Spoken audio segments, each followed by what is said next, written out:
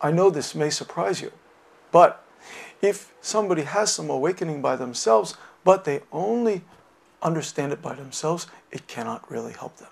It can only help them when they have it confirmed by a teacher, and they can share it with others at that point. But if they don't have it confirmed, and they just keep it for themselves, actually it can become a hindrance. And Wineng was open enough. He understood that he needed to see a teacher.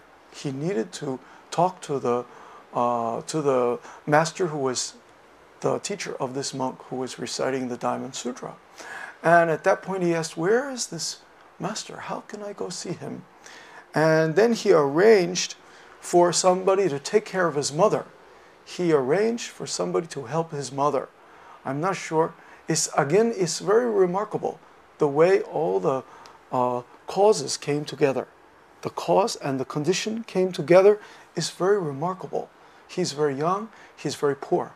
He doesn't have education. But he heard a few words of the Diamond Sutra, boom! He had some experience. It's like, where did that come from?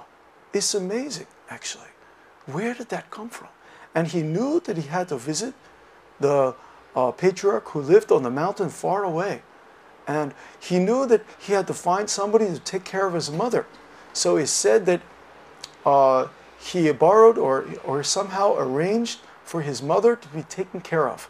He arranged for somebody to help his mother, and he got permission to leave, and he traveled, he walked to the north. He was living in the the region of Canton, Kwangtung, now known in Korean as Gwangju. Actually, I think in English or Chinese, they say Guangzhou. You know, it's southern China. But he had to go north to get to find this fifth patriarch. And so he traveled for some distance, and when he arrived at the temple of the fifth patriarch looked at him. First he said, I am a commoner. I am uneducated. I'm coming from Kwangtung. I have traveled far to pay you respect. And I ask for nothing but Buddhahood. And the fifth patriarch looked at him and he said, you are a native of Kwangtung? You are from Guangzhou? You're a barbarian. How can you expect to be a Buddha? He's a very stern with him. He's a very stern. And he said, you're barbarian. You are uncultured. How can you expect to be Buddha? Then the young man who would become the Wineng, he said, although there are northern men and southern men, north and south make no difference in Buddha nature. A barbarian is different from your holiness physically, but there is no difference in our Buddha nature. Wow, that's a remarkable speech. How could he say that? You can imagine, he's in front of a much older person. The monk is very stern, looking at him, you barbarian. It would have been much simpler to say, oh, I am barbarian, you're right, I am pitiful. But he didn't say that. And most people, if they were in this situation, they probably would wilt. They probably would like, But no, he said, human beings have north and south. But in Buddha nature, there's no north and south. And north and south make no difference in the Buddha nature. And he even challenged the patriarch. Barbarian is different from your holiness physically, but there is no difference in our Buddha nature. So where did this speech come from? It's really incredible, isn't it? That he could reply like this. And we say maybe he, in his past life, he was already practicing, and he probably already was realized bodhisattva in his past life. This is the one way we can explain it. But this is, of course, only explaining it. We don't really know how that happened. But it's a very amazing thing. All of you, especially you Korean people, you know when you're in front of the older person and the person talks to you strictly. Where you come from? You barbarian, you come from "Wow, you come from over there in Cholado? What kind of barbarian are you?" Then usually people that cannot answer, or you come from Gyeongsando, you're uncultured person, it's very difficult to answer. Or, maybe somebody looks at you, "Oh, you come from Europe. How can you understand Buddhism? How can you become Buddha if you came from Europe or you came from America? You're a barbarian." When I first came to Korea, some people looked at me and they said, "Oh, you're born in America, and American people, they're very materialistic. How can you practice that? You're so materialistic society, You cannot practice the sun." And so, like that, he was able to respond so smoothly. We say that already he had some awakening. He had some experience. And then he said to later he said, the fifth patriarch, he looked at him and he said to him, "Go over there and join the people who are working." He said to him, "You go over there and you do some work."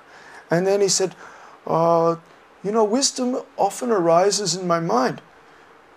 If you don't go astray from your essence of mind, one may be called a field of merits. I do not know what work your holiness would ask me to do."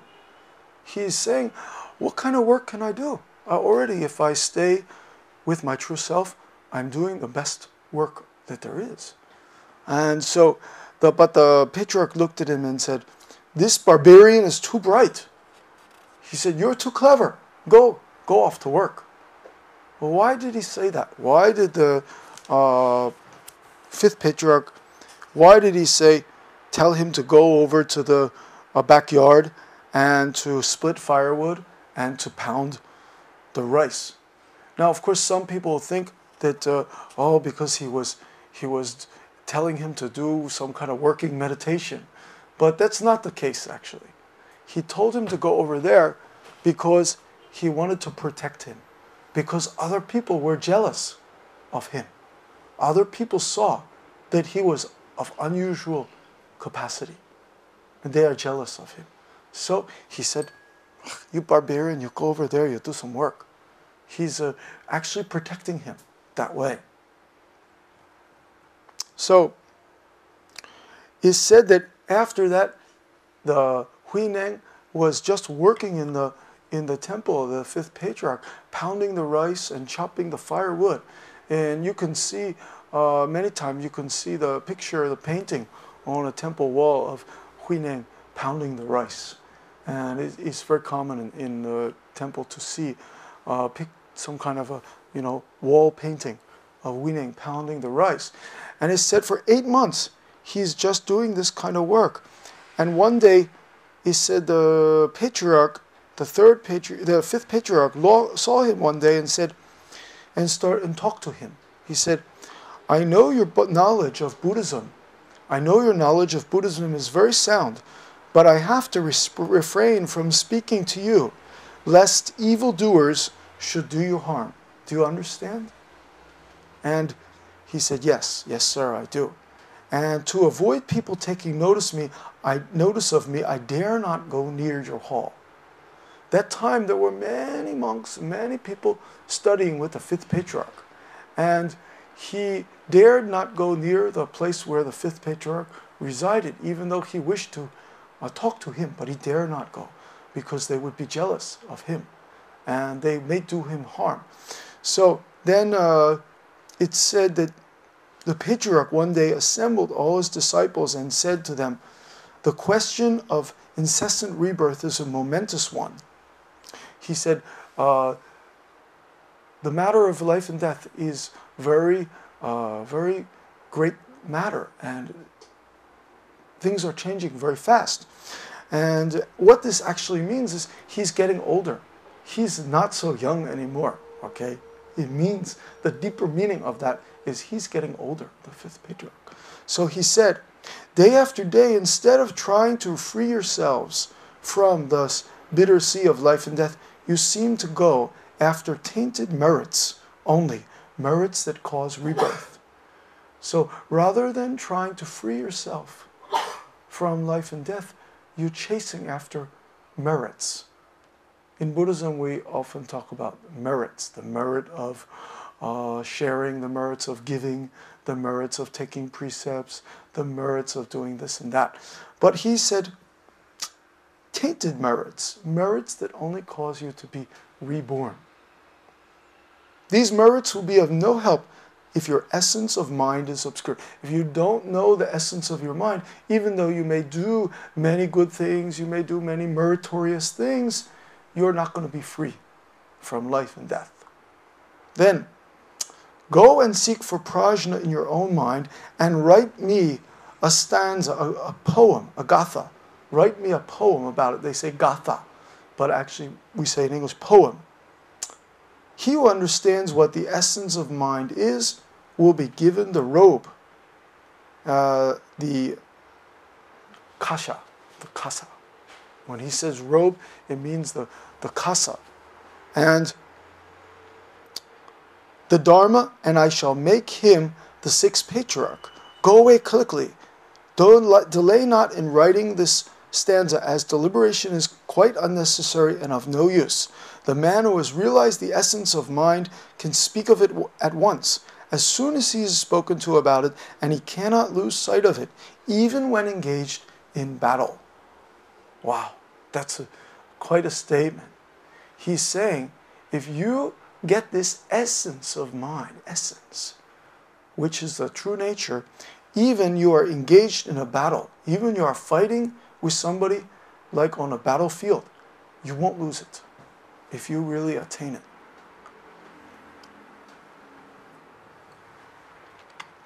And after they received this instruction, the disciples withdrew and said to one another, well, it's of no use for us to concentrate our mind to write the stanza and submit it to His Holiness, since the patriarchate is bound to be won by Shen Shu, our instructor.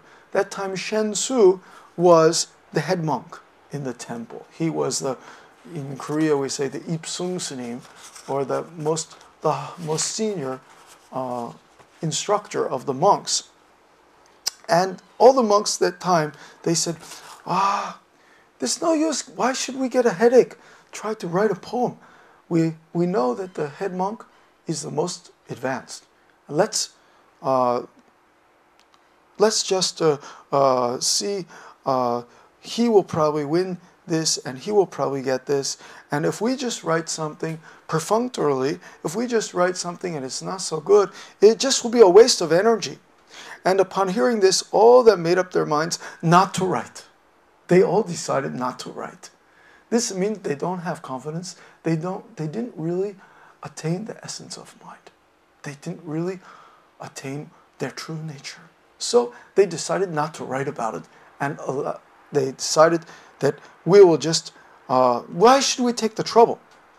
They said, why should we take the trouble? Hereafter, we will simply follow our instructor, Shen Su, wherever he goes, and look to him for guidance.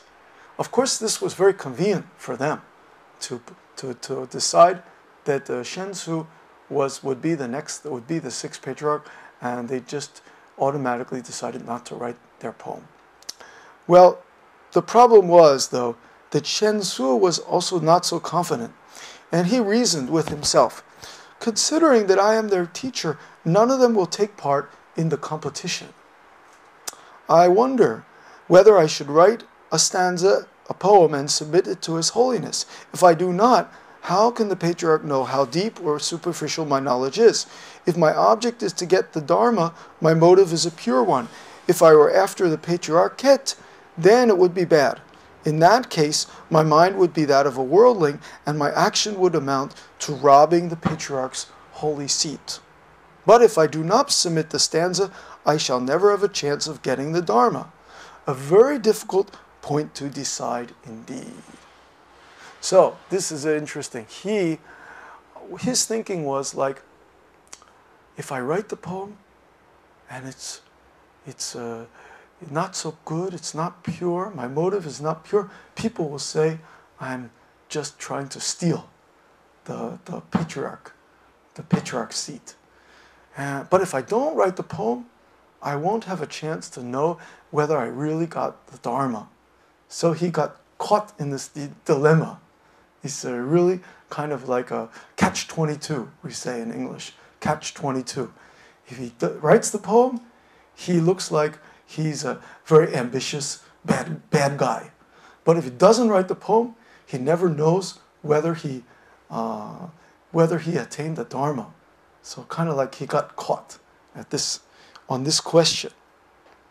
So at that point, there was, in the front of the Patriarch Hall, there were 3 corridors. And these corridors, the walls were empty. They were white. Just like the wall here, they're white and blank.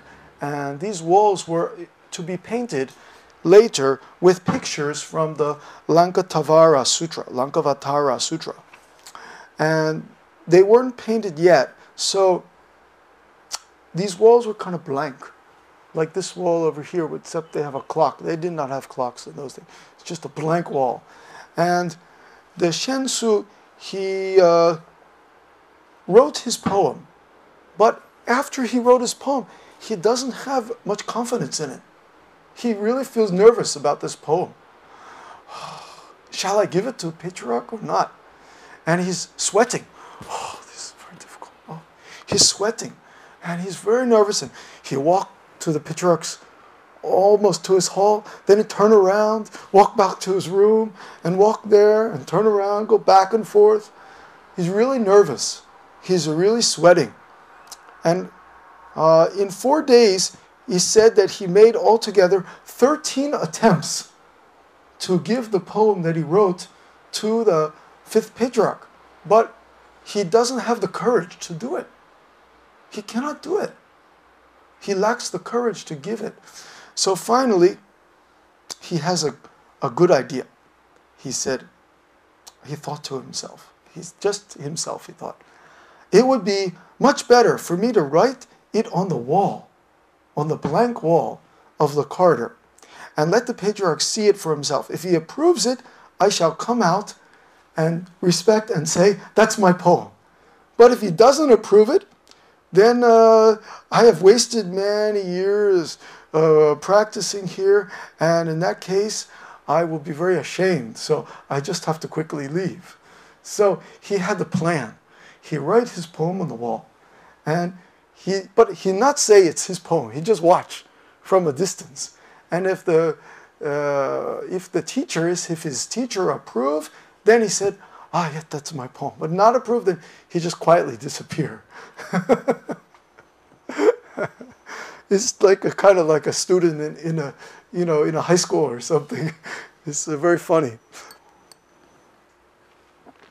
And at 12 o'clock that night, at midnight, he went secretly with a lamp to write the poem on the wall of the south corridor so that the Patriarch might know what spiritual insight he had attained. And then he wrote his poem, "Our body is the Bodhi tree, and our mind is a bright mirror. Carefully we wipe them hour by hour, and let no dust alight." So he went at midnight. Nobody's around at midnight. Those of you who have lived in, like myself, lived in the Buddhist temple know at midnight is usually the time everybody is asleep, because we wake up very early in the morning. So midnight everybody sleeps, but he goes at midnight. He writes it on the wall. And as soon as he had written it, he left right away and went to his room. And he stayed in his room. So nobody knew that he wrote that.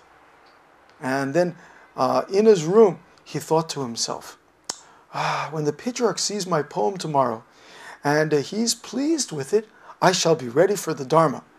But if he says that it is badly done, then I know that I am unfit for the Dharma, owing to my bad karma from previous lives that thickly beclouded my mind. It is difficult to know what the Patriarch will say about it. And he kept on thinking and thinking until dawn. He could not sleep. He could not even sit. He could not be at ease. he could not sit still. He could not sleep, thinking about what's he going to say. Will he approve my poem? Will he not? But the fifth patriarch, he knew already that Shensu had not entered the door of enlightenment. And he knew that he did not know the essence of mind. And the next morning, he was walking in the temple, and by chance, he saw the poem on the wall, just by chance. And then he did something interesting. He said,